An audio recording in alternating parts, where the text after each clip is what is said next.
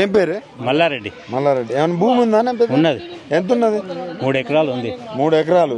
అంటే మరి రైతు భరోసా 45,000 రావాలి, వచ్చిందా? సంవత్సరానికి 45,000. కాంగ్రెస్ వచ్చి సంవత్సరం అవుతుంది. వచ్చిందా అని చెప్తట్లేదు, రాలేదా అని చెప్తట్లేదు. ఎందుకు? ఇవాళ ఇస్తా రేపు ఇస్తా అని చెప్తే వచ్చిందని చెప్పాలనా రాలేదని చెప్పాలనా? ఎట్లా ఉంది పరిస్థితి? అంతేనా? సంక్రాంతికి ఇస్తా, దీపావళికి ఇస్తా, దసరాకి ఇస్తా, అప్పుడు ఇస్తా ఇప్పుడు ఇస్తా అని చెప్పుకుంటూ పోతాడు. ఇచ్చినాడే కదా మనకి. రైతు బంధు అప్పుడు ఎట్లా వచ్చేది? అప్పుడు ఆ టైము అప్పటి వరకు ఆడు టైం 10 రోజులు లేట్ అయినా వచ్చినాయి మాకు. అప్పుడు వచ్చినాయి. ఆసరా ఏదైనా రైతు బంధు కలుపుకులు అవే ఇచ్చేది కదా మీరు. అవే ఇచ్చేది, రైతుల చేతుల్లో డబ్బులు కూడా ఇచ్చేది. మరి ఇప్పుడు 2 కార్లే, వానకాలం అయిపోయింది, వానకాలం పోయింది, యాసింగ్ కూడా పోయినట్టే లెక్క. యాసింగ్ కూడా పోయినట్టే. ఈ యాసింగ్ పోయినాక కూడా ఇప్పుడు పోయిందనే నేను చెప్తున్నా కదా. ఇప్పుడు ఏం చెప్పిందో అంటే ఇస్తా అంటుండే 2 పంటలు పోయినాయి.